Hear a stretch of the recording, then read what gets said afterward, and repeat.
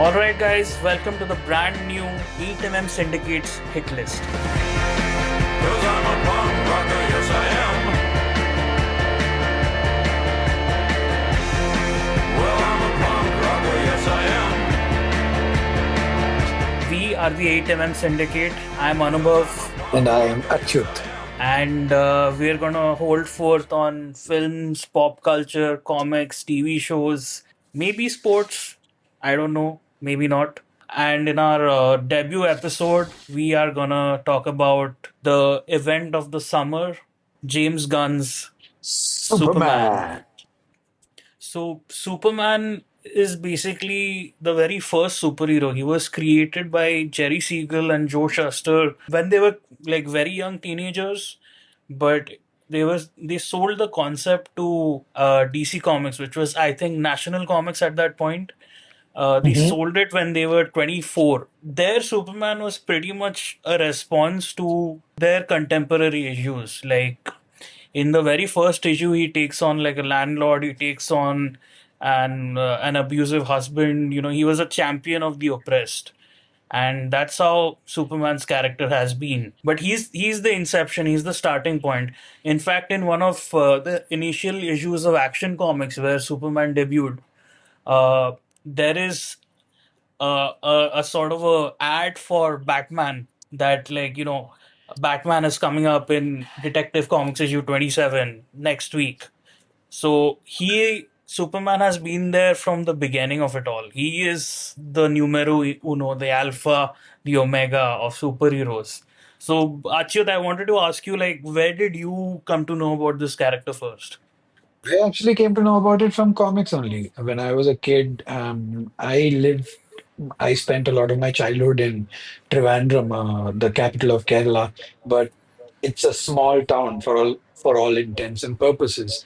And so there was just one bookstore which had some comics. So you can't even expect that they would say have each week's issue of the same comic available. If Wonder Woman is there this week, maybe next week it's not there. Was it Gotham Comics, or was it Gotham Comics is basically an Indian publisher that brought over American comics to India, and they reprinted a lot of the. They started in the 90s, but they reprinted a lot of the 80s classics like John Byrne's Man of Steel, which was a reboot of Superman of sorts. So I'm wondering if you read one of those, or like how old were you when you discovered these comics? I can 150% confirm that I have read comics with the imprint Gotham Comics.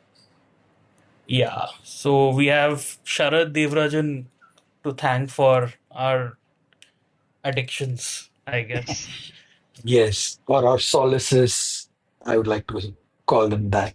There was just this one store, and you can't expect it to have anything consistent. So I just go there, see what's there, and pick it up. So there one day I saw the very first comic that I read was not Superman. In fact, it was Spider-Man because that's what was there and it seemed cool.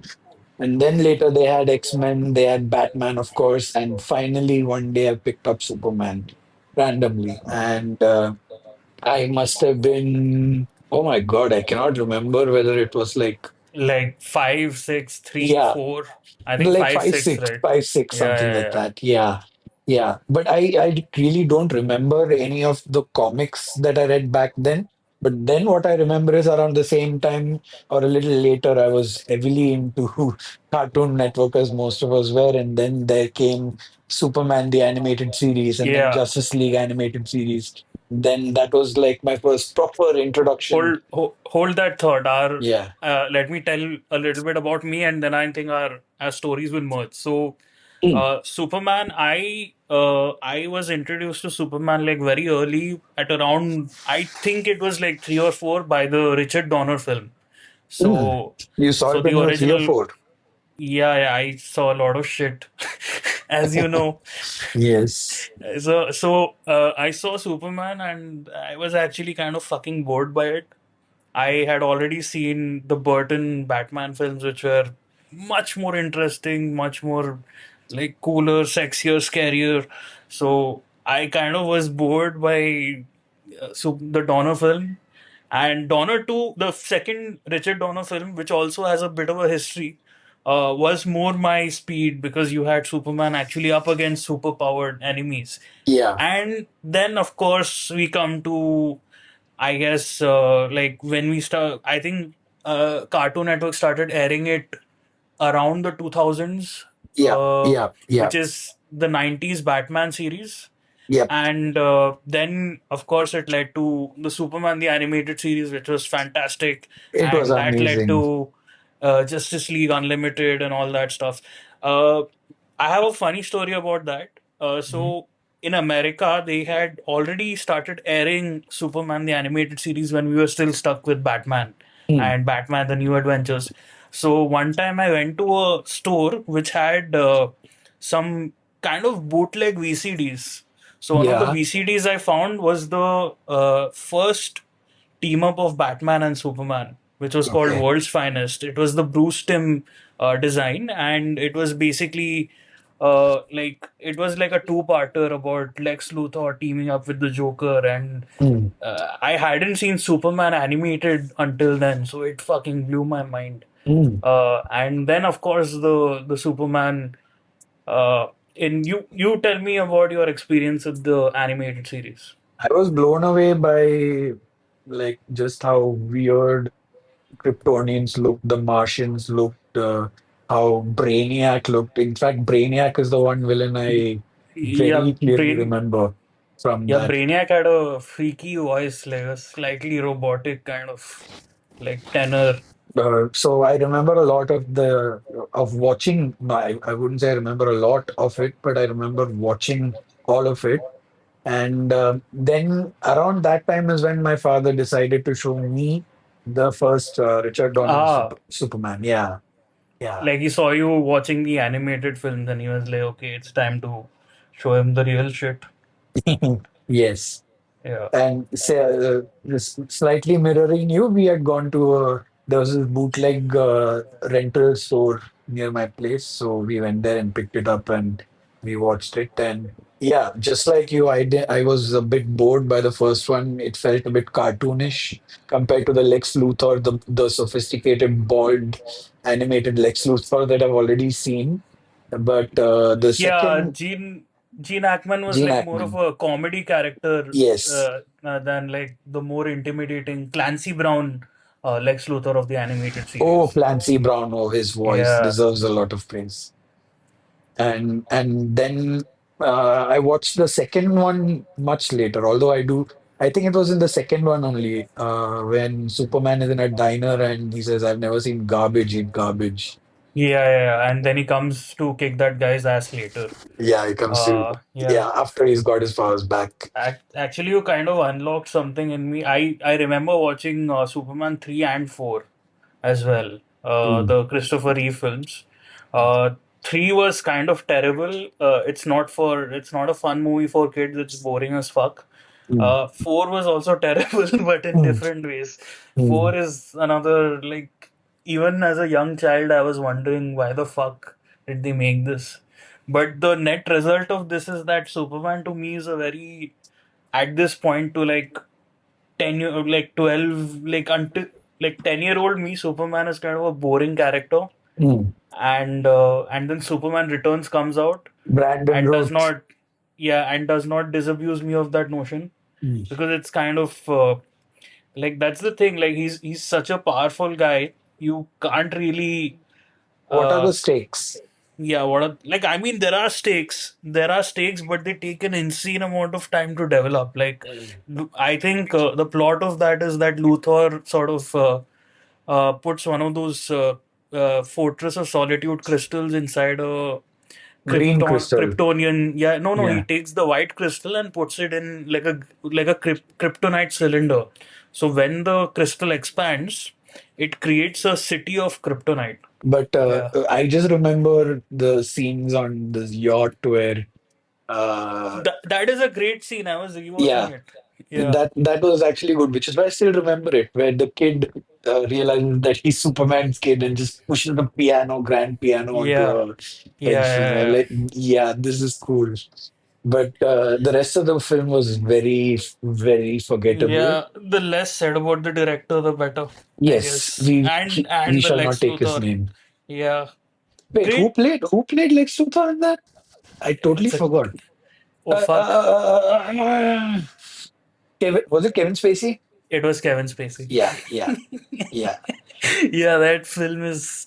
I guess it's better forgotten. But Brandon Yes, Routh was like okay, like he he was doesn't. okay, but I Yeah, guess other than he was a safe bet. no, But he's kind of like I don't know. He's like barely any presence. Unfortunately, like I think Chris Reeve has tremendous presence, and I've yes, seen him in other like to play Superman. You have to be a little bit vanilla, and you have to be the best version of vanilla possible. mm, And so Chris point. Reeve did that immensely, and a lot of the actors have sort of failed at it. So I think let's just go Let's like keep. let's just talk Let's about Superman continue. media. Let's Yeah, continue with the trajectory of Superman.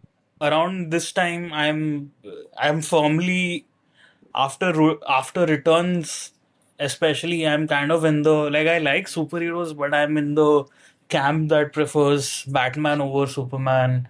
I prefer Me Wolverine too. over Superman. You know, Me all too. these far more interesting characters. I read Watchmen and that kills superheroes for me. So, Oh yes. but Oh yes. around this time, I've started reading Vertigo comics. You know, slightly more adult comics Mhm. from adult Western comics. Before this, I had taken a sojourn into manga, but like Vertigo was like my homecoming to Western comics. So from there, I end up reading Grant Morrison's Doom Patrol. I read Grant Morrison's V3, and then I finally muster up the courage to read All Star Superman. Grant Morrison is the writer, and let's talk a little bit about him. Firstly, I've been misgendering them. Yeah, so they are like this Scottish writer who came up writing for 2000 AD, and then they wrote Batman: Arkham Asylum, which is like this experimental comic book drawn by Dave McKean, which is One of the it is most insanely painterly. drawn, and yeah, Yeah, painterly is the word. yeah, it's like this The art does painterly so and much heavy lifting. experimental. Yeah, painterly and experimental and like weird book. Joker is very menacing. Joker is kind of gay in this one more explicitly than he usually is. Mm. And so, anyways, I was reading through his their works. Reading Animal Man is another great one. Animal Man is takes this obscure DC hero called Buddy Baker and then tells a fourth wall breaking meta story about him. So he's kind of Grant Morrison is kind of out there. He's had a UFO experience. Uh, they've done tons of drugs. Like And they're they are just a a crazy guy. practitioner of magic Yeah, they practice with a magic. K. Yeah, the real shit. So Yeah. then they wrote this comic called All Star Superman. It's drawn by Frank Whiteley, who is their frequent collaborator on stuff like V3 and on Multiversity later on. There is a story called Whatever Happened to the Man of Tomorrow, written by Alan Moore and drawn by I think Kurt Swan was it. Whatever Happened to the Man of Tomorrow is like basically in around the 80s, what was happening in DC Comics is that the crisis on Infinite Earths was happening. Mm. So Right. a lot of writers were told that imagine the last story you could tell with Superman or Batman or like basically their last stories, and that would lead into the reboots. So whatever happened to the Man of Tomorrow is also like a sort of it basically centers on basically it was a bridge between the silliness of the 60s and the seriousness of the 80s.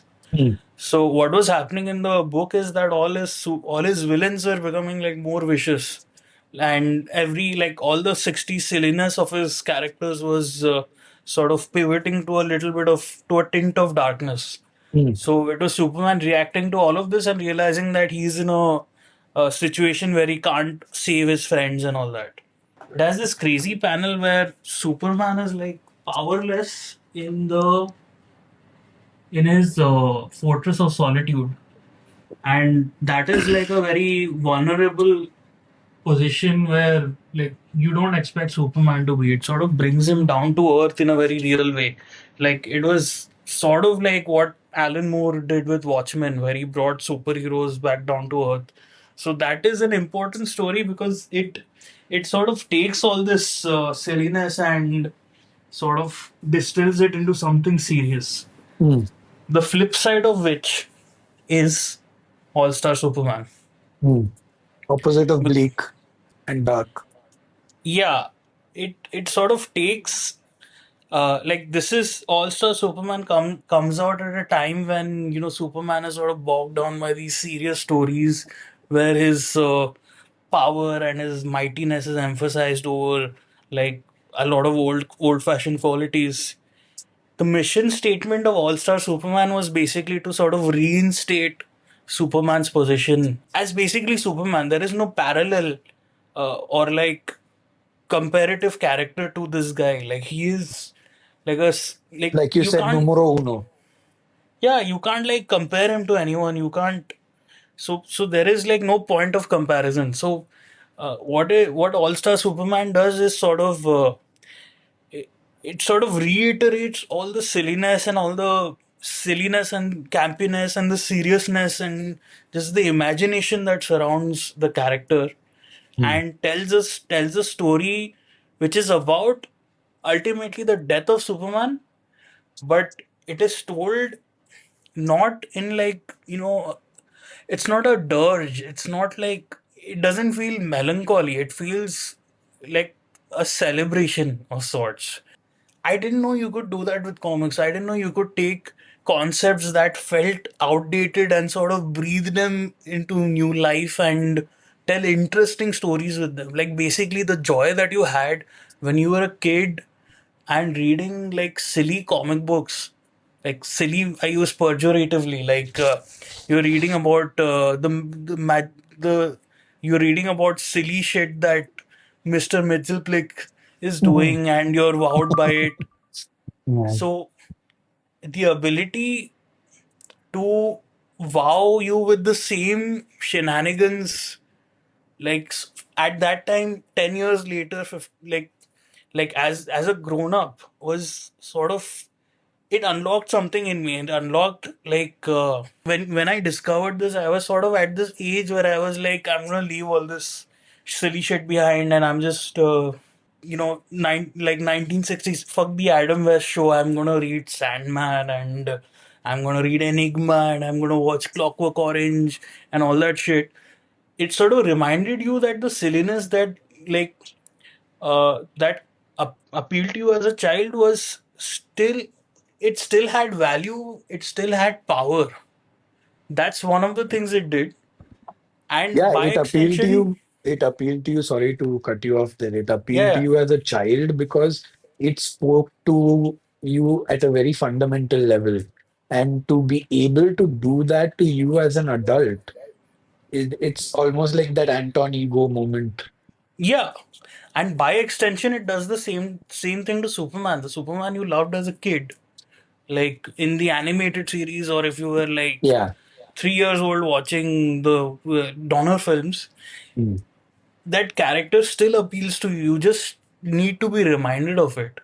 And it, And you needed to be reminded of why you needed him, just like the people needed him. Like that one panel, which where yeah, we'll get to we'll that. get there. We'll That's get there. we'll get to that. No, but basically, like it sort of unlocked something that in you that you locked away when you sort of grew up. Yeah. Like it reopened the floodgates because it was this was like is just impeccable comic booking. It's aimed. I wouldn't say it's aimed at kids. It's definitely aimed at a more mature. Like kids can read it, but I Like think young adults at least. yeah, you will need like a little bit some years on you to understand the depth of it. Yeah. So yeah, so that's what it just unlocks that part of you that you thought you had locked away. Like how did you come by it? And then we can like sort of talk about the contents a little bit. I came by it because some comic book group on Facebook, I don't remember, somebody had posted raving it's one of the best. And okay, I made a note of it. I didn't go looking for it immediately. And then I saw a picture of that one panel, not panel, but that one image of Superman coming, consoling someone rather Should than we swoop in should we and just save the day. no, since it's like so important to you, should we just get to it? Yes, let's get to it because that was Yeah. key to making me want to check out the whole So thing. okay, so what happens, so a little like plot breakdown. What happens in the comic is that uh it opens with Superman on it opens with a bunch of scientists on the surface of the sun. Like they're in a spaceship, and the scientist has like work like his employees are all like clones, Yeah. and one of the clones suddenly reveals that he's a suicide bomber clone sent by Lex Luthor, and he's going to jeopardize that mission. Mm. And in a huge splash page, Superman is introduced like against the sun basically, Mm. and he rescues this he rescues this ship. But since he's like so So close to the close to the sun, sun. and his all his cells are recharged by the sun, his cells are like supercharged, but as a result of this all his cells are bursting, Yeah, so he's slowly dying. Basically Superman gets cancer, basically. but as a result of his proximity to the sun and the energy that he's captured, he is supercharged. Like he is more powerful than ever. He is more intelligent than ever, which is a really fantastic point of Superman that a lot of the interpretations have forgotten. That he is a scientist's son, after all. So he Mm. is more intelligent, he's more curious than ever, Mm. he is impervious to kryptonite. So Mm. everything about, like, a lot of writers, they tend to depower him, which they did in the Superman animated series. But here he's They sort of empowered. Yeah, yeah, yeah. Here he's sort of it's like a challenge, dude. It's like uh, this is Superman Max, and now I'm gonna tell a story. It's kind of a It's crazy like setting gambit. yourself up for a challenge, Yeah, an insane challenge. it's a flex. So, It's a flex. yes. Now see Yeah, what I'm gonna do. that's what, like, Superman has to contend with his mortality, and then uh, well, like, events happen, Yeah, and the whole we'll the All-Star Superman is basically like a collection of different incidents. All Star tells a continuing story, but it's separated into 12 chapters, 12 issues. Hmm. And other than the last two, each issue tells a different story. But issue 10 is like this episodic montage of Superman doing tons of shit. So during one of those, he overhears a sort of a doctor on the phone, He's and then a flying few, past a train, and in the yeah, train is this doctor who's on the phone, whom he overhears saying that he's gonna be late. He can't make it for this appointment with the yeah, planet. you take over. Whoops, take over. Tell Yeah, us what happens next. yeah. So Superman overhears this, and I mean, this is the humanity of Superman that he realizes that, okay, if this psychiatrist doctor cannot make it to some urgent client who's in need right now, that person also needs to be helped. So he goes to this kid. We cut straight to a rooftop sort of a situation where this weeping, goth looking kid is standing on the ledge about to jump off. And Superman doesn't just come and, swoop in and carry the kid or anything. Superman just lands behind the kid and gently tells him, puts his hand on the kid's shoulder and says, "Your doctor really wanted to make it today, but the train got late. He is on his way. You're not alone." And he's just there for the kid. like No, no, emotionally he also. says no. Like I He don't remember says, the exact quote. yeah, So yeah, yeah. It's you're stronger than you think you are. you're stronger than you think you are. Oh my God, Yeah, how can I forget that? You're stronger yeah, than you think you are. yeah. So that I saw a photo of that frame and I'm like, you're stronger than you think you are. Superman telling you that. And during that time, I was also like dealing with depression for the first time and stuff. So it was exactly what I needed. And I'm like, okay, I'm gonna have all of it. And that's how I read all of All Star Superman. And my God, after this, there was one more point which really hit me, which I don't know if you want to talk about it right now, where Lex Luthor finally realizes when he Yeah, gets yeah, yeah. Superman's We'll powers. we'll get to that. No, but let's stay on this page for a bit. It's one page, but this one page alone could be like probably one of the greatest Superman stories ever told. It's a very simple page. I'll just fucking open it since I have it with me. Uh, yeah, it this is so funny, dude. This is so spooky. What? I flipped open the book And it and it opened on that literally page. opened to that page. Grant Morrison magic at its best. Okay, I'll describe the entire. I'll just go like panel by panel. Yeah, so let's go to the page previous that. It's actually Superman having a very important conversation with Lois Lane, Mm, which he ends by saying, I have to go, Lois. Someone needs me. mm, Next page. There are five panels.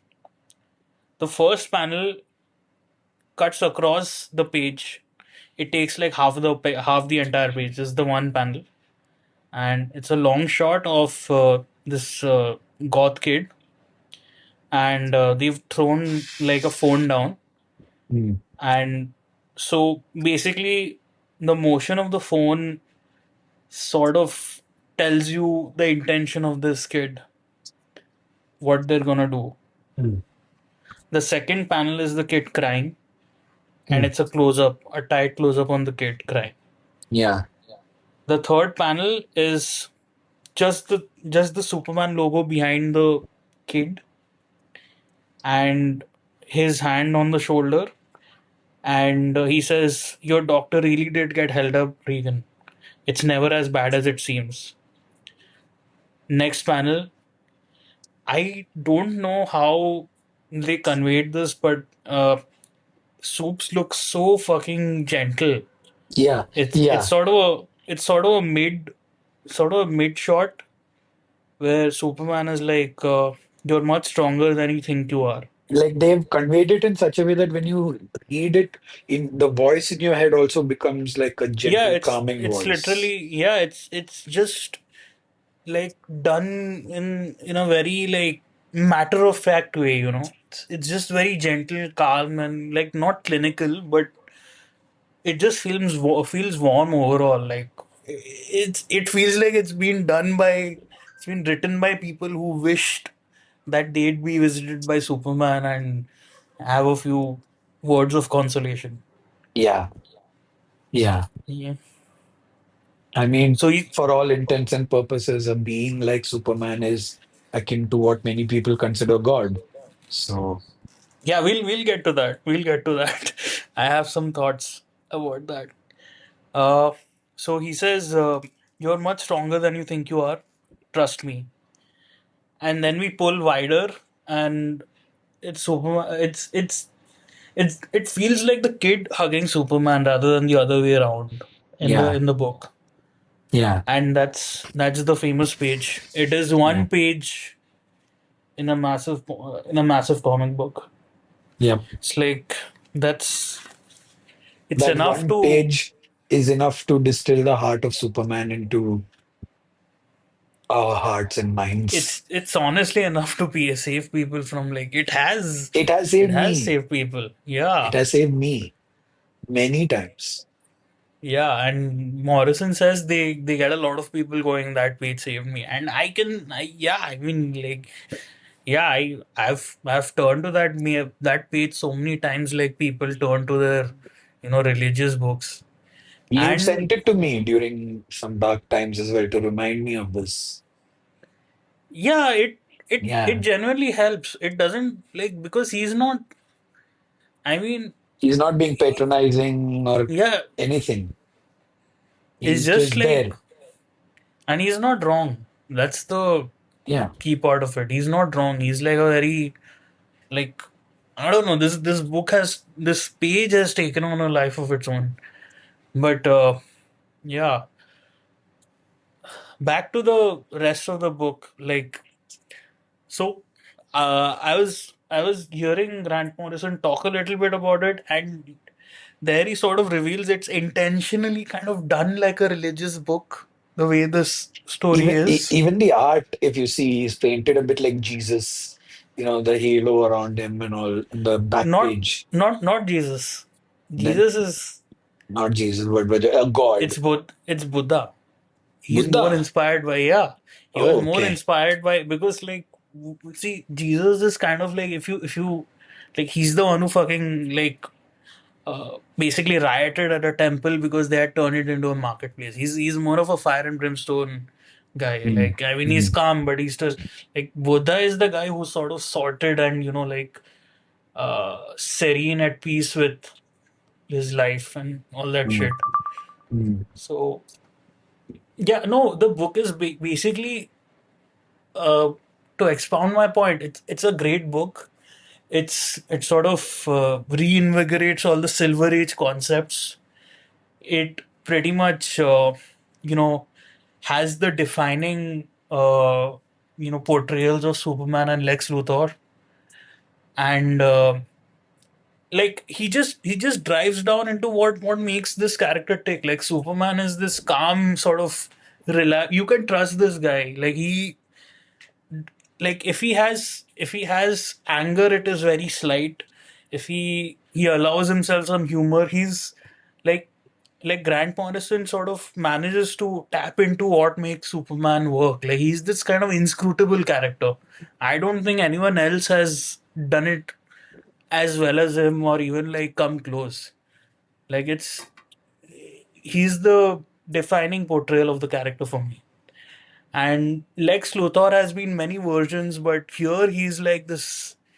He's a mad scientist. He's kind of really petty and jealous, and he's also, unfortunately, he's kind of like relatable in his pettiness and in his assholeness, because he's coming up against like his he is like a he's an ubermensch in his own way. Like, he's a very intelligent guy. He's also muscular and strong. He's amassed this crazy business, so he's also like a sort of an ubermensch. But he's coming up, like, all his efforts, all his construction of what an ubermensch should be, comes up against Superman, who is this ubermensch without even trying. And he kind of doesn't care that he's like, Superman doesn't care that he's Superman. So that's what galls him. And that brings me to that to the scene you were mentioning, where Lex sort of in the climactic scene, Lex sort of gains Superman powers, and he like, while he's losing, like, in the final moments of having those powers, while the powers are like really intensified, he sort of sees the world the way Superman sees it, and that drives him to tears, because he's like, now it all makes sense. If you see the world the way Superman sees the world, you would have no option but to Do what he be like, does. yeah, be like Superman, basically.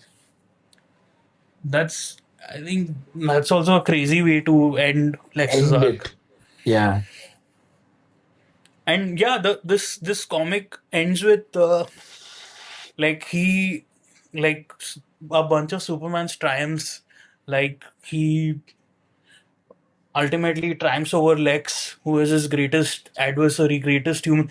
Like, I feel like Lex is also like his final obstacle to winning over humanity. Like the story of Superman is like ultimately it's a story of the romance between humanity and Superman. And Lex seeing the world his way is like this climactic moment of this relationship. Mm. And then Superman goes up to the sun and basically becomes God. That's how the series ends. Yeah. Yeah, so this could be a religious book. Honestly, like I'm telling you, like I read this and I stopped following religion. I mean, this is pretty much a religious book. Mm. Why should I follow any other religion? Should I just follow Superman's the religion of Superman? But I can't because he wouldn't want a religion after him. Yeah. So Yeah. I then I just decided then there's no point, like, because religion is stories, right? Like you get the story of Ram, you get the story of Jesus, you get the story of so and so such and such. I got All Star Superman. I found it more interesting than all these religious stories, and I was like, maybe there is no God. So, like, if a fictional character can make me feel things that religion is supposed to make me feel, why should I stick with religion? I think, Yeah. yeah, I think that's what started it. But so you read All Star Superman. What did you think of it then? I was blown away and I immediately then purchased a copy, like a proper premium copy. I know it was pretty expensive back then, but I spent money on just All Star Superman and Watchmen. Hmm. Yeah, I got the two volume edition. I think you gifted this to your wife as well, right? Yeah, then I gifted it to Khadija as well. So there are two copies. Two copies in the house. Yep. Yeah, no, I my copy is like it's pretty well read. I have got the two volume cheapo edition. Kind of. Okay. I have both of mine are the single collected edition. Yeah, mine are when was this published? It's like a very old trade. I have the 2007 edition. Now we have spoken a lot about All Star. Yeah, Shall we let's come back to Man of Steel, yeah. So Man of Steel which is came actually a after. perfect thing to talk about right after All Star Superman. Yeah, because it has Man of Steel has words from All Star Superman. It has It has words, but Jor-El's yes, words to you will Kal give the to people of Clark. Earth an Yeah. ideal to strive towards. They'll stumble, they'll fall, but in time they will join you in Yeah, the they will sun. join you in the sun. Yeah. Yeah, but it had none. It's like it's like what we face nowadays with AIs, soullessly just trying to mimic things without really understanding and feeling. It's sort of like that where Snyder just took these really cool sounding words, but he absolutely did not understand what Superman feels like, what he stands for. In fact, Yeah. in some cases, he went opposite. He tried to do his own version of Superman, which I guess I can understand. When you are a creator, you try to inject your worldview and see where Superman might fit in that. But one main thing is you can put Superman in your world, but Superman should not lose Superman. What Yeah, makes him so Superman? I think where he sort of went wrong here was like uh Henry, like, Henry Cavill, firstly, no, Henry bad. Cavill looks the part. But he cannot act the part, right? He's the same Yeah, but stone-faced, stoic. yeah, but everyone feels very like it always feels like a performance if it's not Christopher Reeve or I would say David Corenswet, but we'll get to him later. But that is like okay. Uh, I mean, the writing doesn't help him much in that regard. I've seen him be great in other films, like like Man from Uncle, and he's great in Mission Impossible. So I mean, I don't think it's entirely his fault, but Yeah, it's just the fault in his performance in that film and the yeah, next one. Like that's also largely because of how he was directed to act. yeah, it's like this very. Snyder's It's vision of also, Superman is this very macho, stoic guy, yeah, like the vision of Superman is the Ubermensch basically, which the is, Ubermensch, exactly. yeah. So basically, like the way I see Superman is someone who has the qualities of like this, like the surface level qualities of an Ubermensch, but has like sort of a positive masculinity. Like he's Yes. very kind of a chill, sorted, at And times paternal guy. Yeah, kind and empathetic, and just the tip top of positive masculinity. yeah. Uh, this I think one I was reading like I was sort of reading about Man of Steel a bit, and basically like uh in Man of Steel he rejects his Earth father for his Earth father basically tells him to hide and like Yeah. hide Don't yourself, save and me. Jor-El is the one who tells him to be like Superman basically, Yeah. to be this inspiration and all, and he Yeah. takes that up. It's about a man ascending to divinity. It's about a man becoming God. That's why the rest of Zack Snyder's Justice League is sort of like, how can it's sort of frictioning against Superman being God. Like the first thesis of uh, the Zack Snyder universe is that Superman is God, Right. and yeah, and all the arguments inside that universe comes from that, the nightmare universe and Batman's whole deal in BVS, which Yeah. is Like, very what if God clunkily turns resolved. against us and everything? Yeah, because like a god, how can we trust a god? Like, how can a god on earth? And like his visual motifs and everything, and also are also like that. So I think A very deified version of yeah, it's like a Superman. very yeah, it's very iconic, but it's very like distancing actually. A lot of people seem to Not like that. grounded, basically. Not Uh, grounded at all. yeah, but the world it takes place in feels grounded. So you have this sort of weird dissonance, like where you feel like you should worship Superman. Exactly. He is not grounded in the world, right? He is Yeah. above the world. Like you said, he is the God in the world. Yeah, it's like a So very yeah, it's like a he's very not one distance among the deified. world. Yeah. Like shall we like see like in like you can't imagine anyone, praising his outfit to his face as they do in Superman, the Richard Donner version. Like, I like there is this one black pimp guy who says basically that's a cool outfit or Yes, something I like that. remember. Yeah, you can't imagine that anyone saying that to Henry Cavill. Like, they'd No, be fucking scared. they'd be Like, scared or they'd be yeah, like on their knees. yeah. So it's like a sort of it's a version of Superman that doesn't feel like Superman ultimately. It feels like this guy has a lot of. It feels like Doctor Manhattan, honestly. The way characters were around Doctor Manhattan. Very, very Yeah, astute observation there. yeah, like this sort of Like how they knew how that they he's this react. God particle guy. He can do anything, be anywhere, do anything. He No, it's can. just So like they were always distant from him, and he was yeah, distant no, from like them how the also. Viet Cong, sort of. There is a passage in Watchmen where the Viet Cong sort of asked to surrender to Doctor Manhattan directly. I felt like that felt exactly like the Mexico scene in Batman vs Superman, where everyone is like touching him, like he's a Mm. god. Mm. It's kind of yeah. I mean, we can. I don't know. So basically, what happens to the Zack Snyder versus Joss Whedon comes in, does a slightly more fun version of Superman, but CGI's his mouth because they wouldn't allow him to shave for Mission Impossible. They should Wait, release the mustache cut.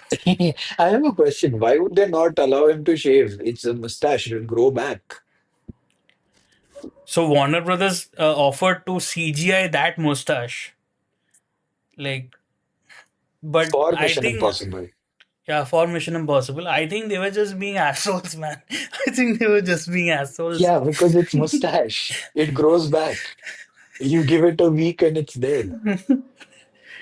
They were just being assholes, dude. It's funny. So they went and CGI'd the upper lip. It Yeah, was uh, atrocious to say the it least. was a disaster. And then we got We then got there the was this mother of insane. all pathetic social media campaigns of I wouldn't bullying. call it. I mean, they are kind of very annoying online. They've done some good. They raised some money for charities. But so did the Ultimately Taliban. bullied. Yeah, but they ultimately bullied their way through this, no? I don't think who was that guy? Who was that Brian? What's his name? Uh, the HBO Max guy. It's like, let me find. Basically, there was this one HBO Max executive during the pandemic. He thought that he thought that it would With drive a up It would drive HBO up Max. subscriptions to Yeah, for yeah, yeah. HBO Max, and he also thought that okay, it would only cost so much to redo because Snyder has already shot a lot of it. But It was a very toxic fandom, and but they got their shit. They got released the Snyder Cut. no, So and I mean there are also like unverified stories that it was all a lot of it was also pushed by Zach.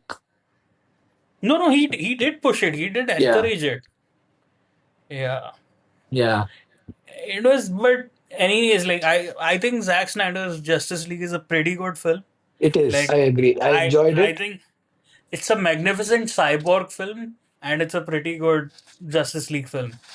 Yeah, So yeah, it's all right. Even though I don't know, these guys harp on about comic book accuracy, but Steppenwolf does not fucking look like that. The no, Parademons don't look like that. no, Apocalypse doesn't look like that, absolutely and the not. Dark Side Apocalypse. design is fucking crap, dude. I hate this Dark Side design.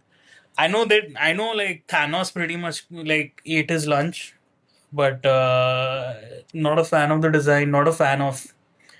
Not a fan of the Nightmare universe. Just like, And definitely not a anyways, fan of Ezra Miller as Flash. He's irritating. yeah, he's yeah. The only time he was likable was when he appeared on the TV show for like 5 seconds. Mm. That's the only time I could tolerate him. So, anyways, let's So quick, that led to the uh, quick talk on DC. So, what mm, happened after that was what released after that? After that, I think Aquaman, which did okay. Aquaman 2, it sucked. Then Rock tried to change the hierarchy of power of hierarchy. the DC universe Mm. Yeah, with Black Adam, which had a cameo from the Henry Cavill Cavill. Superman. Yeah, he personally Uh, went and spoke to Cavill to get him on board and everything.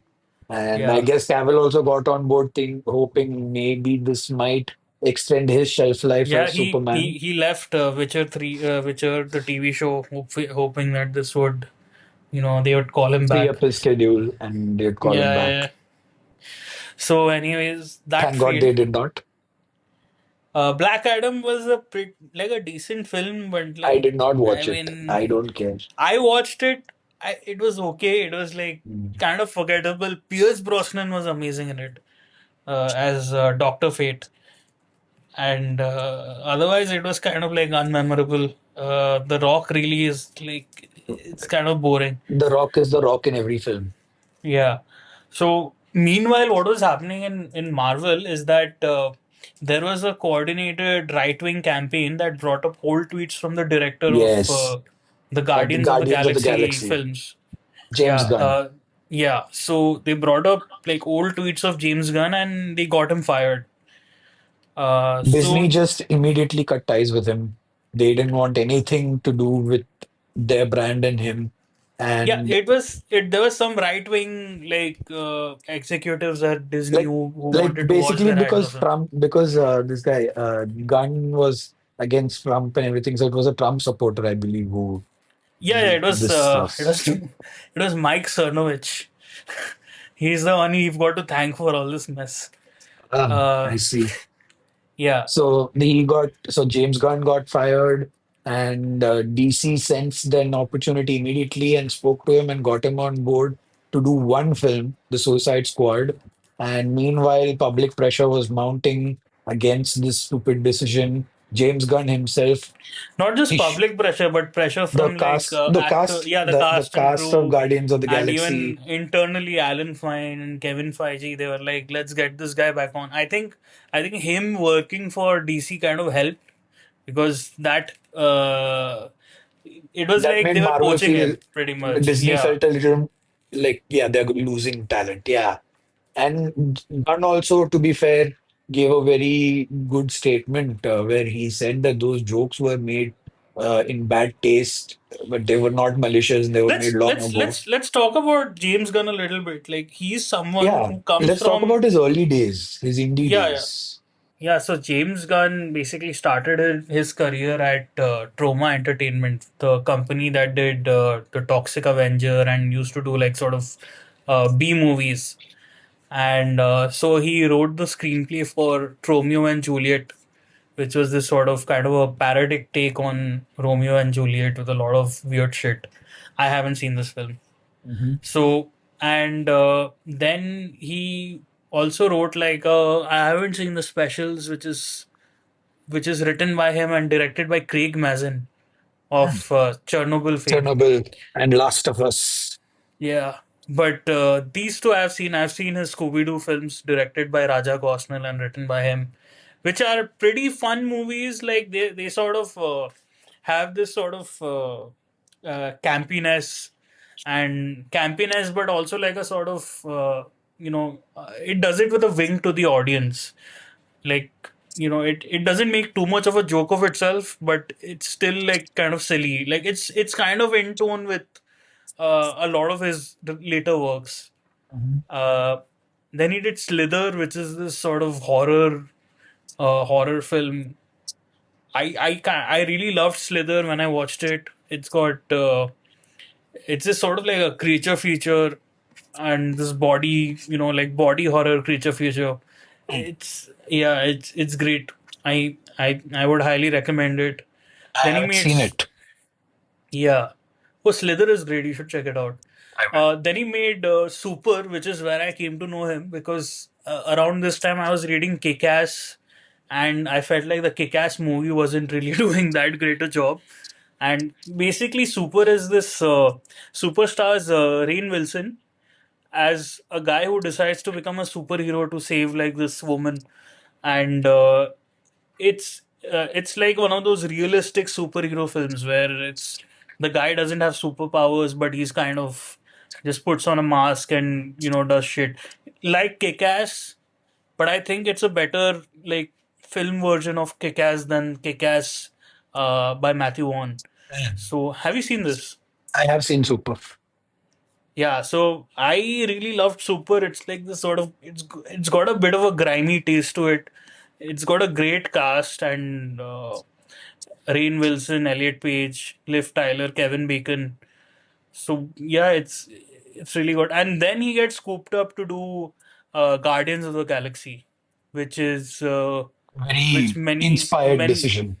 yeah, it's kind of it's one of those crazy decisions that Marvel used to take, Like they used to get these like unlikely people to become, like to helm their franchises and it used to pay off.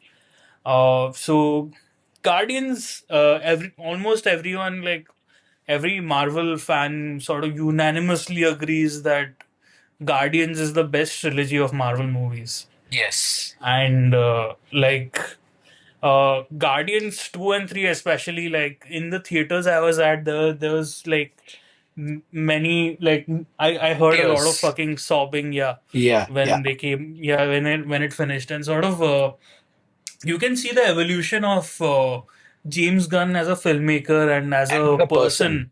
Yeah, so Guardians is, I guess, the sort of transition period where he sort of becomes a little bit more sentimental, a little bit more wistful, sort of a more emotional. Like with Slither and Super, you feel like he's sort of guarding himself, but the Guardians films, he's wearing his heart on his sleeve.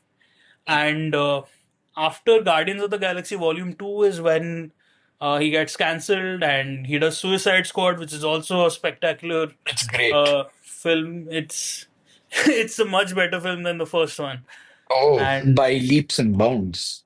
yeah, and yeah, it's like again, it has some themes like the political themes are very similar to what he'll what we'll approach in Superman and in Guardians as well. Then he returns to then Marvel sort of calls him back for Guardians 3, and but by this time he's been enlisted by Warner Brothers to steer the DC ship, Completely. and Along with yeah, Saffron. and that finally brings us to Superman or Superman Legacy, what it's called. So Let's just call it Superman. yeah, Superman 2025. How about that? no, I'll just call it Superman. Okay, Superman. So let's start with David Corenswet. Okay. I really loved him as Superman. I mean, his smile radiated this kind of playful hope that No, was very I mean, refreshing. the thing And is, the thing yeah, is, like Superman is this character that, like, as I said much earlier, mm, like what feels like years ago, he mm, is he is vanilla, but best you vanilla. You would yeah, be the you best need vanilla. you need the best fucking vanilla that's possible, and it's so difficult to do because what an actor needs is like contrast and darkness and all that. Like, how do you play a character who has depth, but he so we should talk about the Superman of the Superman first. He's not really the all-star Superman. He feels more childish than the all-star Superman. Yeah, One who's because he's not been Superman for long, right? yeah. So he's like seeking. I feel like a part of this is he's sort of still seeking validation and all that. Like even him listening to his parents' voices, like Mm. that validates him every day. So And then ultimately, it's another parent who tells him not to just validate himself. You are who you are. yeah, I don't see the All Star Superman needing that, but like All Star is like the ideal version of Superman. So I'm gonna keep comparing to But him, also a but. mature version of Superman, no? Yeah, definitely. This is a very immature version of Superman. But He's what yet to is get there. yeah, but what is uh what do you think is the immutable quality of Superman that he's captured? Is his sort of empathy and his kindness Yes, and his sort empathy of and kindness. Like that is shown both in his performance and also the script affords him enough moments to yeah. showcase it, but it's shown a lot in his performance, in his intent. The script sort of overcorrects. I mean, like we don't need to see him like save a Save a fucking squirrel. squirrel. Yeah, that's like a bit much. But yeah, I mean, and yeah, but the thing with Corin Sweat is that a lot of performances, I feel like okay, this is the actor performing. Like like this film, like never for a second did I think it was David Corin Sweat acting. It was pretty much I'm It was I'm Superman. we are seeing Superman and Clark Kent. And hell, Yeah, I mean, even when he switches to Clark Kent, the differences were great. It like when Lois is interviewing him and she's we like, "Are you so? Am I going to interview you now?" And he's like, "Yeah." And then he immediately switches to Superman mode, and that's like great. yeah, like it's still a persona for him. Like both Yeah, the characters are like personas for him. yeah. Yeah, that's what. He does Yeah, it. He does a great job there. yeah, but you need to be like a terrific actor to, like to be on that level, to just, you know, to give you the best vanilla cake possible. You need to be like a magnificent baker. And I think He he, is. like, yeah, he's firmly got his chef's hat on. He is like, that performance is fucking cooking. Uh, And let's also not forget his chemistry with Rachel Brosnahan. Like yeah, he is clearly in love with her, man. yeah, Like the in the love is performance, I there, mean. but I would have liked to see like a few more. You just get like they just have like two, three scenes together, Yeah, I feel like and I that's a feel victim of the cutting room floor. yeah, that's I think this is an issue throughout the film where everything gets a moment to shine, but nothing gets a Just moment to breathe. breathe. Exactly. Yeah, that's like a major issue with this film. But since every element gets a showcase, you sort of forgive it. But But it's like you yeah, got too little of each element in the yeah, dish. yeah, yeah, you're left wanting more. But You want more. yeah, no, like uh,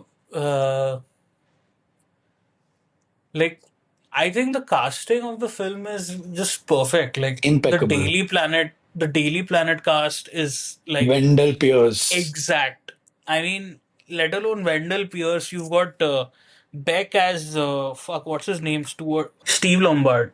I thought Stewart. Yeah, you've got Beck Bennett as Steve Lombard, which is an insanely perfect casting. Hmm. And I just felt The Justice Nicholas Gang, Holt. hello. Yeah, the Nathan Justice Gang Nathan is Fillion. perfectly cast. Yeah. Nathan Fillion, Uh, Eddie Gategi, and even Isabella Merced was great as I Hogfather. never thought I'd see such a great version of like Mr. Terrific on screen. Hmm. I never thought I'd see a great version of fucking Metamorpho the Element Man on screen. That is, I every scene with. I'm a big Metamorpho fan.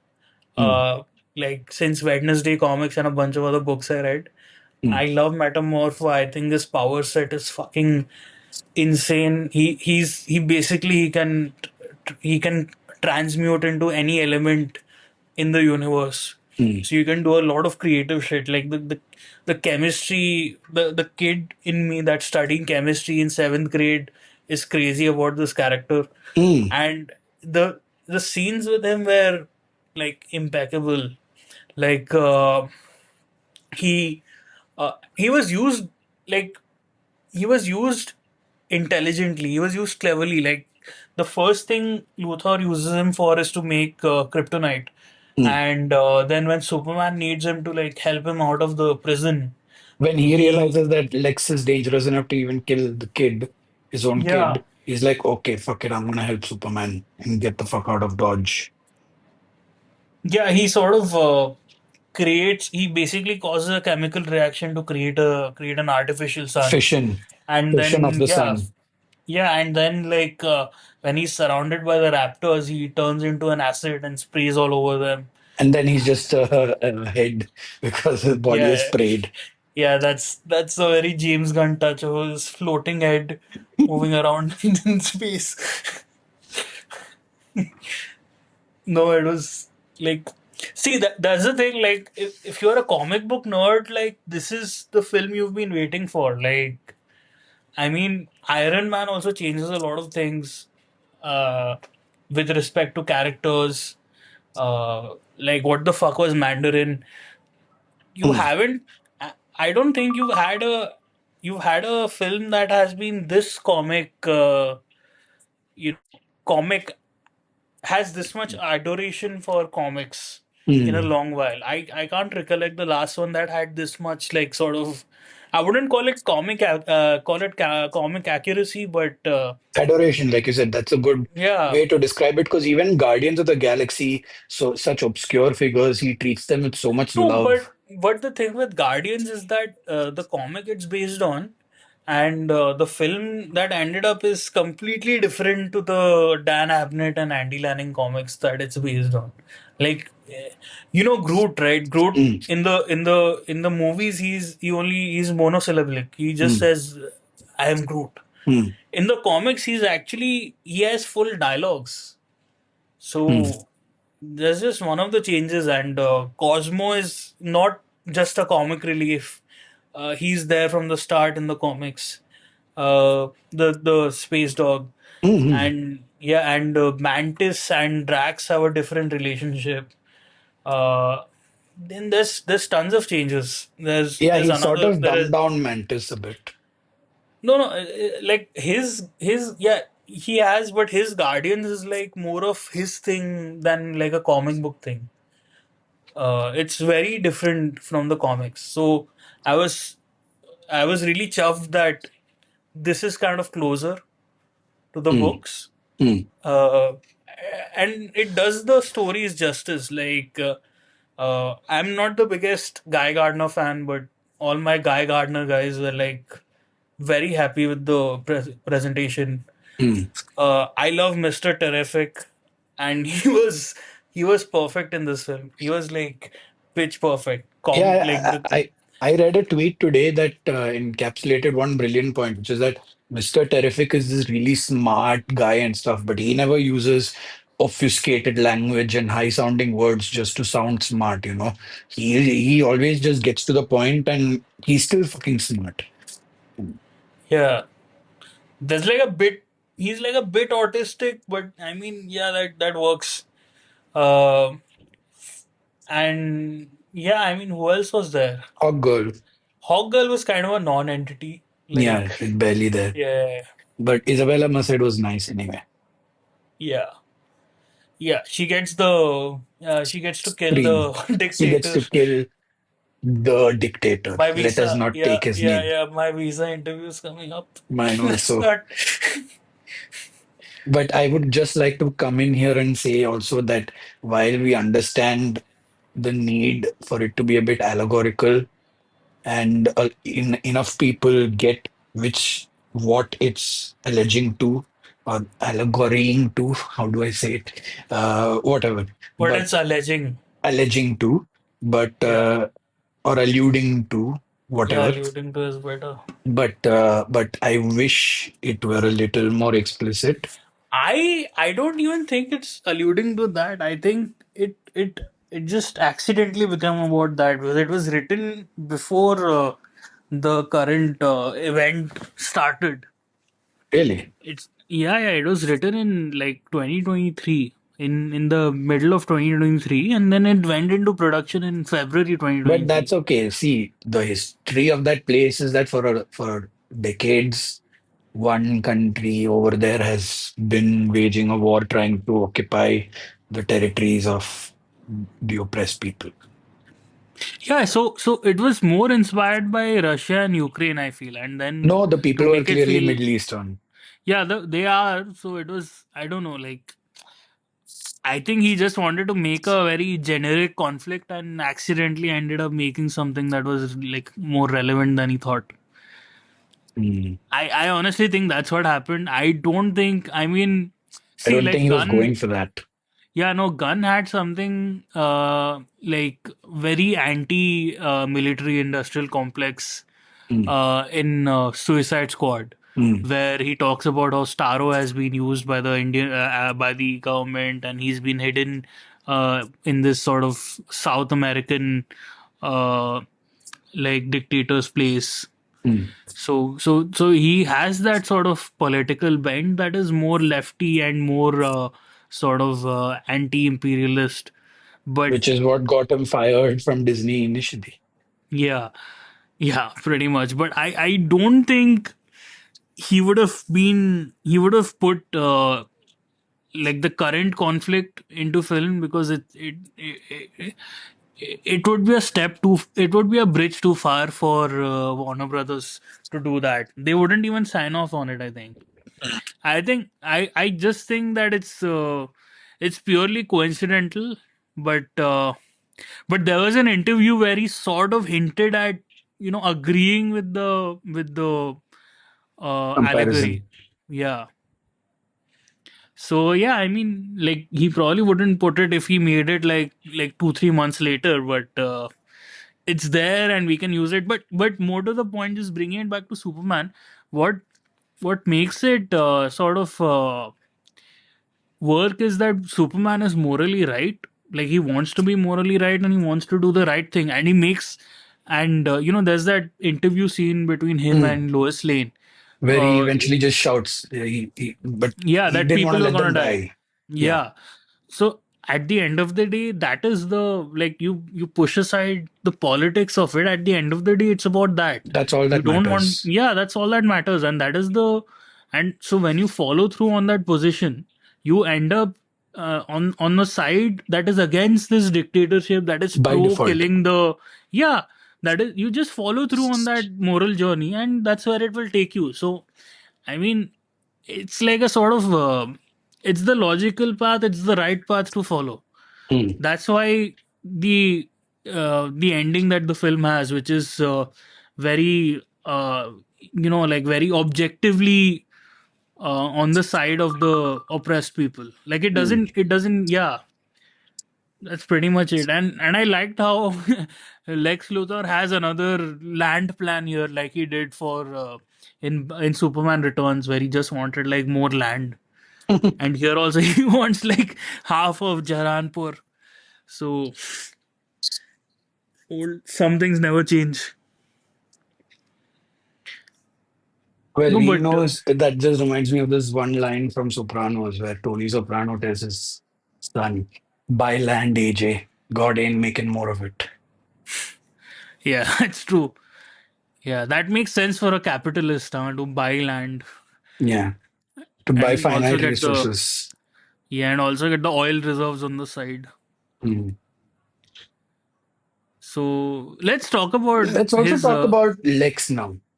Yeah, I was How gonna say the great same he thing. was. Yeah. So while Superman is not like the All Star version, I thought Lex was very much like the All Very Star close. version. Very close. Yeah. Even his statement that brain beats brawn, I think that it's there in All Star where he goes brain beats brawn all every time, and his pettiness is jumping around. Uh, like Nicholas What? Holt is an amazing actor. I didn't like him in Nosferatu, but it's okay.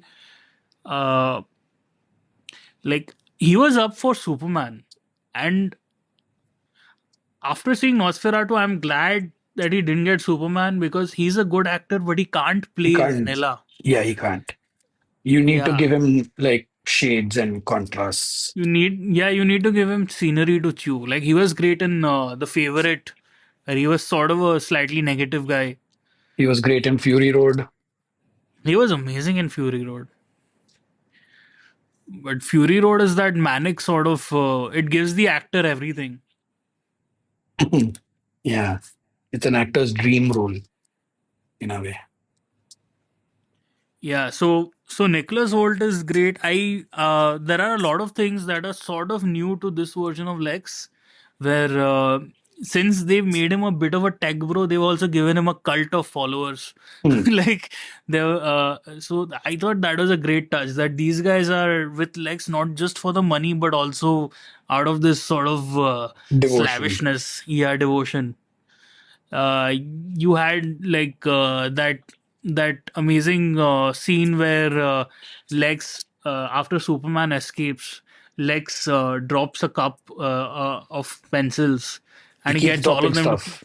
yeah, and then he's like getting his acolytes to pick it up, and he's just so petty and like such an asshole, such a delicious asshole.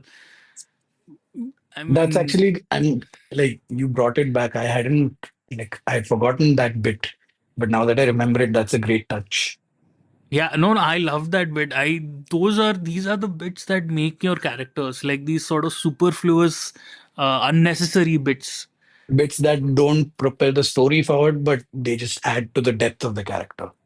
Yeah, but yeah, no, I also like the touch of him having designed sort of programmed actions for the Ultraman, the Superman clone to follow through, And and that I the very liked first thing he programmed 1A was just punch his face. yeah, just punches it's like such a like it just reveals his character. Like the first time I heard it, I was like, this is so smart because it's in just one fell swoop in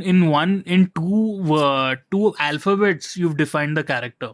Yeah. Like yeah, By using this, by establishing this trope that he's going to call out certain alphanumeric combinations to tell Ultraman what move to use, yeah, you've because established it, and everything then else is like so complex, like 37B, 37, like 42G, shit like that, and yeah, and then 1A, 1A, finally 1A. just 1A. It's a great touch. It's I loved this Lex Luthor. I loved how petty he was. I loved that he cried after he's sort of beaten. Yes, I yes. I I laughed that I laughed at Crypto just playing with him, like just throwing him across the room. It was so fuck. There was supposed to be a scene where Crypto gets punched in the face by by Ultraman, Ultraman. but test audiences reacted badly. Yeah, so there is. I think it was supposed to be a shock moment, and there was one moment of shock in the film, which is where. So earlier in the film, Superman saves this falafel vendor, Mali, yeah. and yeah, and so Lex kidnaps him and brings him to Superman, and basically starts asking Superman questions, interrogating Superman while threatening to take this guy's life. Playing Russian And roulette with him. yeah, so the first bullet doesn't hit him, but the second bullet itself, the guy dies. Yeah, And it's this sort of supposed to be this. This is the first death we've seen in the film. yeah. This sort of shock moment, which is tonally completely different from it's a What shit we've just got seen, real moment. yeah, Yeah, what from anything we've seen till now. yeah. So like I think him hitting Crypto would have been something similar, but I think it worked out better for the film because we if there are too many of those moments, it sort of dilutes them. True. So yeah, Some restraint does wonders. yeah. And speaking of Crypto, I mean, he was wonderful. I don't like that he was like kind of a bad dog. He's not a bad dog. He's just an untrained dog. You're As a a dog pet, owner. yeah, Yeah, as a pet parent, I can tell you that he's just untrained. That's why he's non-responsive. He's compulsively pulling, biting, and everything. But other than that, he is a good dog. He knows how to be tender when the other person is tender, like how he was responding to the cows and all. Even though Superman expressed fear that, oh, it might kill all his parents' cows, but he was fine. He's a good dog. He's just not well trained, so that's all. how did your folks? They're also dog lovers, right? How did they react to it? They love crypto big time. I have a vision of Crypto in my head as a comic reader, and that's different from this one that James Gunn modeled on his own dog. Mm, I mean, he was sort of like adorable, but I I don't know, sort of. I prefer cats, so I'll wait for Streaky the super cat to make an appearance fair in. enough. Yeah, I'm not. I'm staying away from Crypto if I meet him in real life. Bringing it back to All Star Superman, Grant Morrison had said that one of their philosophies behind All Star Superman and understanding Superman was that Superman is like a sort of a normal guy. He and it's there in the comic as well. Like Superman also has to clean up after his pet has pooped. Mm, But in this case, his pet is a sun eater and eats suns for breakfast. mm, Uh, Superman is annoyed by sudden relatives coming, to his house. Except in this case, the sudden relatives are Kryptonians and they've remade the Earth in their vision, mm, and he has to deal with that. mm, Superman has to deal with a suspicious girlfriend, but the suspicious girlfriend here uh, ends up grabbing a kryptonite rifle and shooting him.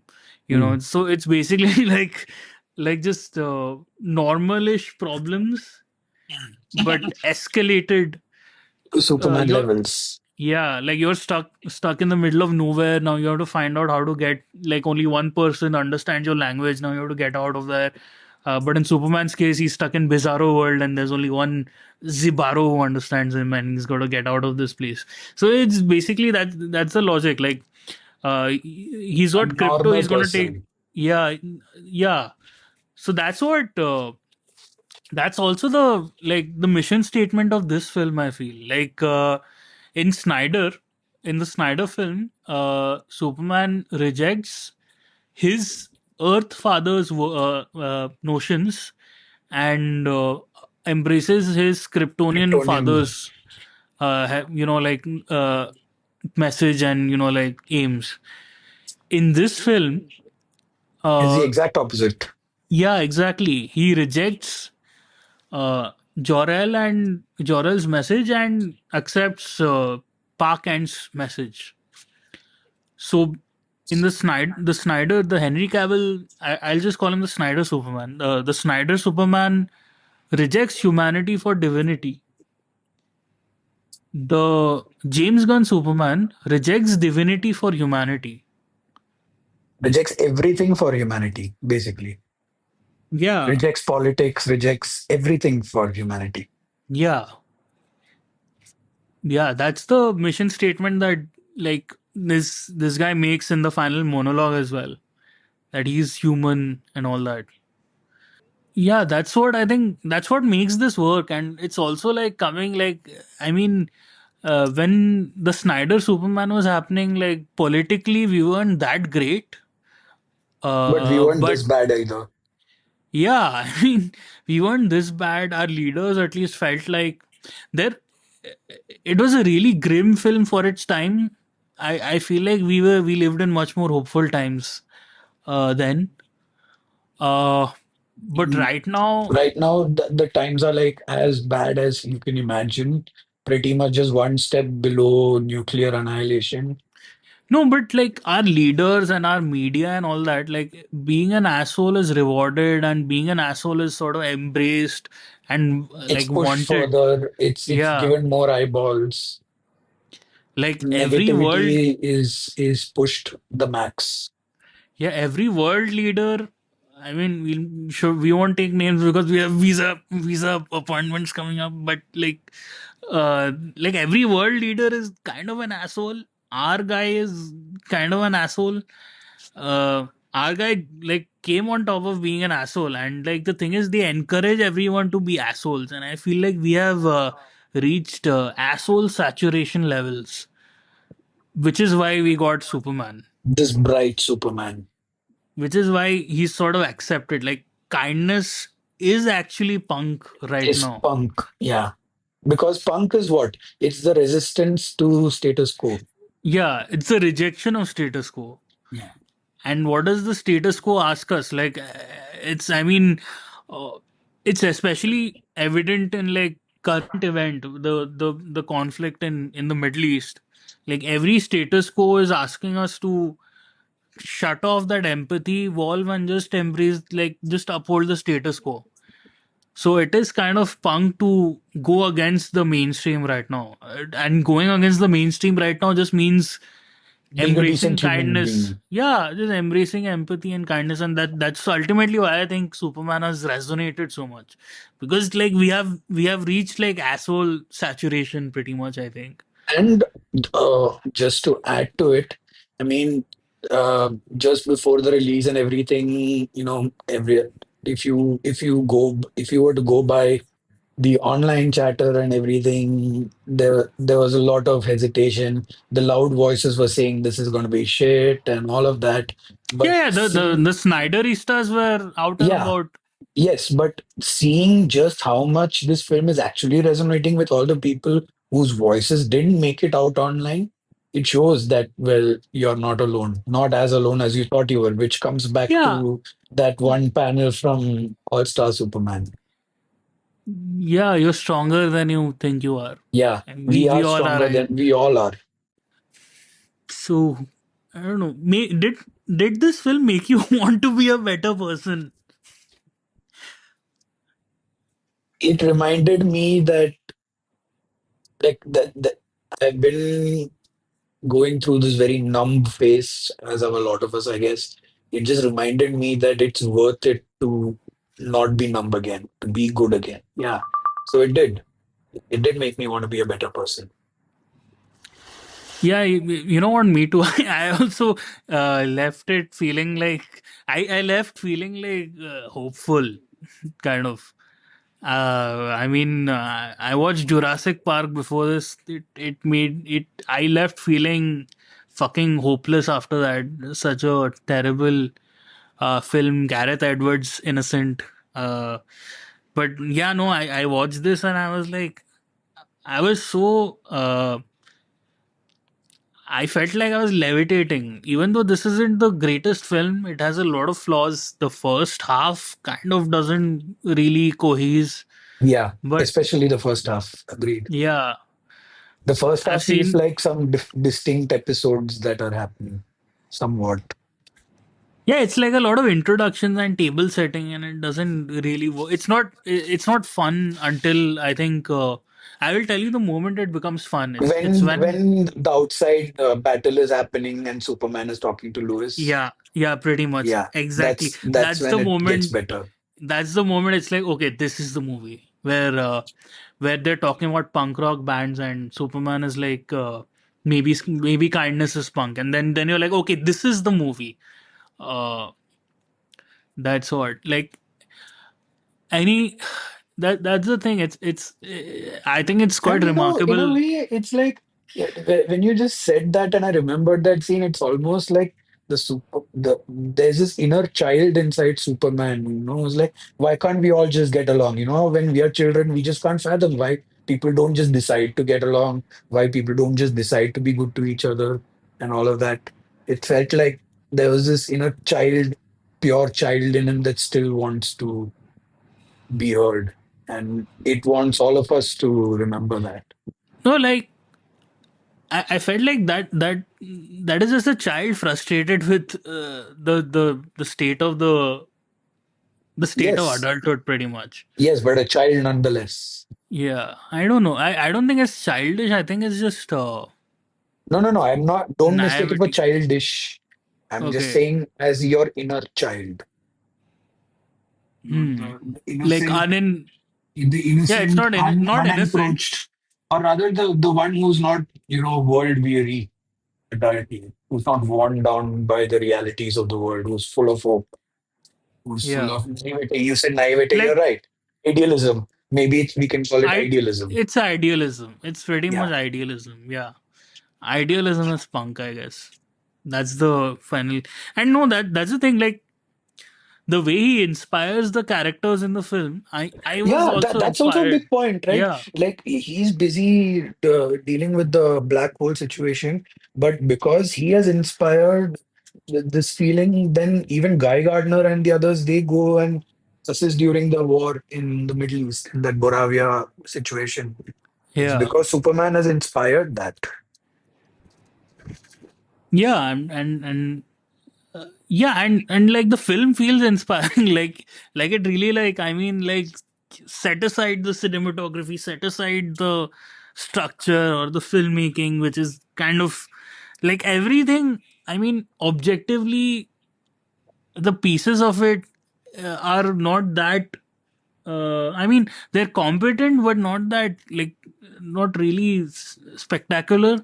But the overall effect that the film has is pretty much like, I don't know. It has a great effect.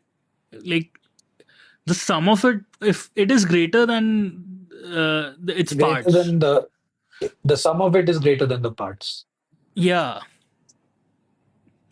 and I left it feeling pretty, like, honestly kind of inspired, which I didn't think a Superman film could do, because like a comic is one thing. A comic is made by two people, four people max. Yeah, Uh, like a movie is made by a crew of thousands, and thousands, add to that executives who have executives, their production own houses. agendas and politics and all that. So for a film to be able to do that, it's like kind of, it's quite a feat. Yeah, uh actually, like he's captured magic in a bottle in a way. yeah, and it's not something I expected from James Gunn because he's not he, I mean, for all his like positive points, he's not a director I expected to do that. But he finds the angle, right? It's about fathers. That's the angle he finds. Like kindness is punk is his final statement, but the way he arrives to it is through, Through the two fathers and which yeah, the father two he fathers. chooses. Yeah, yeah. Like he was It's a following one father all this while, and then when he found something that he didn't like, he was told that it's okay to not like it, and that's what's important. Yeah, it's a running theme through his films. Like even Even Guardians 2 is Peter about Quill, yeah, Peter Quill, and even Rocket's father Rocket's is father, the high evolutionary, and and Yondu. yeah, Yondu, and even in the Suicide Squad, it's about Ratcatcher's father, who is Taika Waititi in a cameo, and like it's about her missing his presence that sort of makes it work. So James Gunn he's got had a mentioned somewhere that, in fact, Pa Kent being he drew a lot of parallels between his father and Pa Kent, and also his dog and Crypto, and that's when he started yeah. getting locked into this world, and then he started working further and fleshing it out. What about crypto made sense is like this is the first film that has actually done crypto. Mm. That is what makes this film unique because when you have a fucking flying dog, it doesn't seem far fetched for Lex Luthor to have a pocket universe. And when you have a pocket universe, it doesn't seem far fetched for there to be a Metamorpho, the Element Man, or like a Correct. Green Lantern. So Like, they so don't have to sit and do exposition or anything. It's just there, you accept it. Even my parents, who are like not at, who are the exact opposite of, comic book consumers, they just bought into the world. And that was fine. yeah, I mean, yeah, so that's one thing I feared that the general audience would sort of reject it, but they seem to love it because again the emotional through line is there and it's genuine, and it all like, and it's got fucking like it's like one of those movies with good morals, but it Correct. just doesn't, yeah, deliver it in a very obvious way. Mm. But it does in a way where it made us feel like we need to be better. It's worth Yeah, being a good person. yeah. I mean, I'm seeing memes about how people are Yeah, behaving better and and they're posted with that posting with Superman that smiling, Superman. grinning Yeah, at yeah, the towards the end when that song comes. yeah, Yeah, I'm also connecting to his music choices. yeah. That's a great angle. Like I never expected a Superman movie would end with a punk song.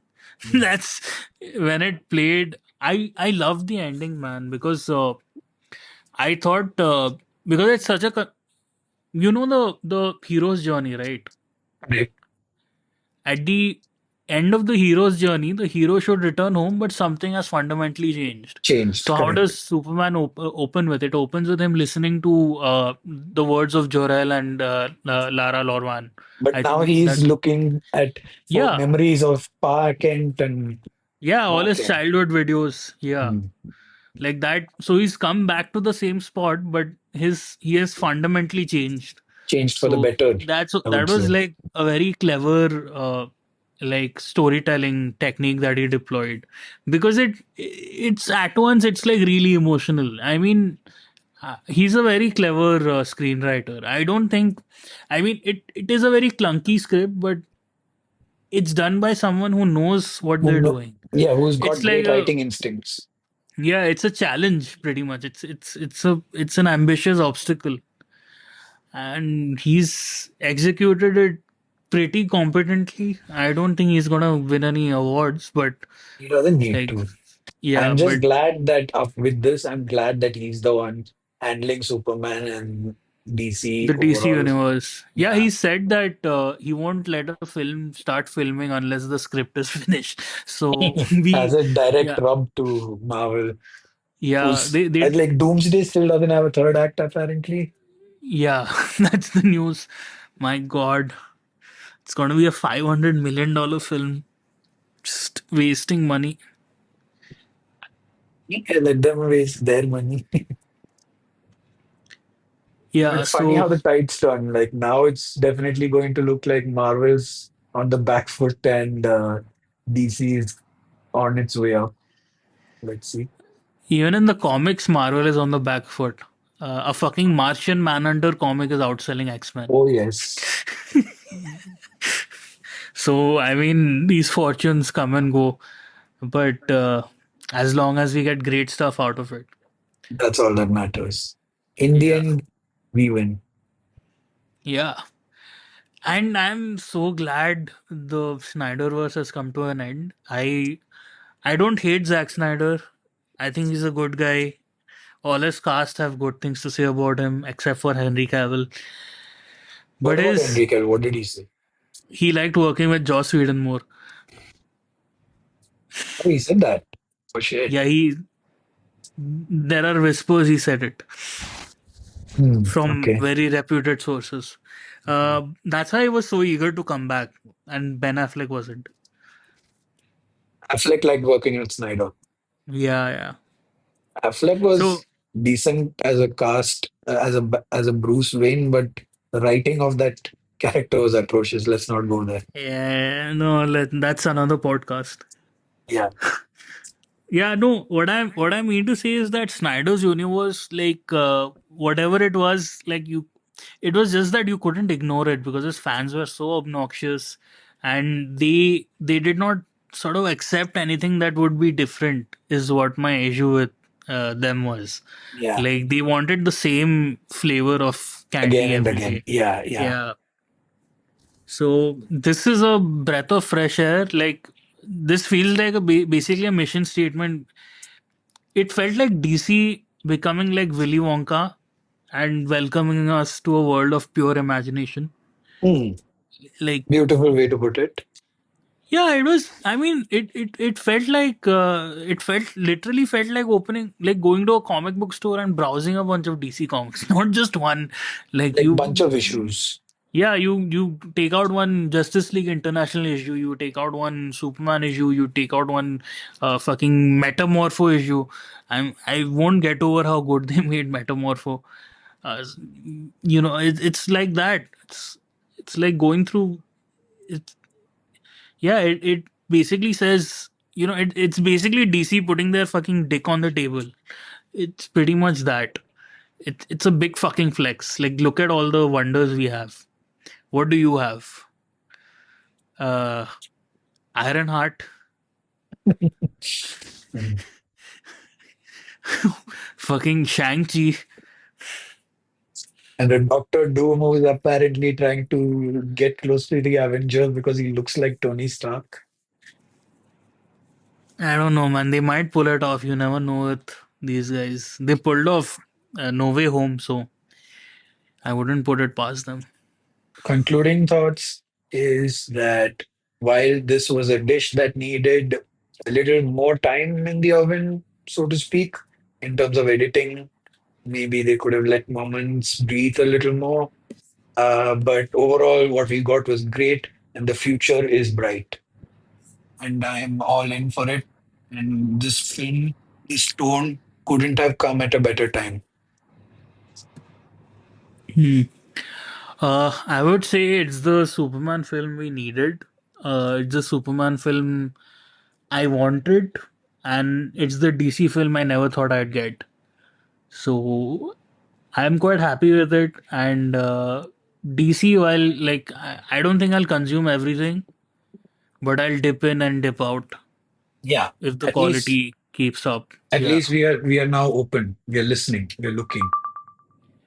yeah, and I'm very and no shade on Zack Snyder. I'm very happy the age of the Snyder versus ended. Me too. Um, it feels it felt so suffocating. Uh like see in 1978, the Donner Superman made us believe a man could fly. In 2025, the Superman makes us believe that a man can inspire, that kindness is punk. Mm, yeah, that's it. And vanilla is the best flavor sometimes. I know. I'm a lifelong vanilla fan. Yeah, you're a vanilla and alio olio guy. I don't need to tell it to you. You don't need to tell me. I respect vanilla more than anyone here. Yeah.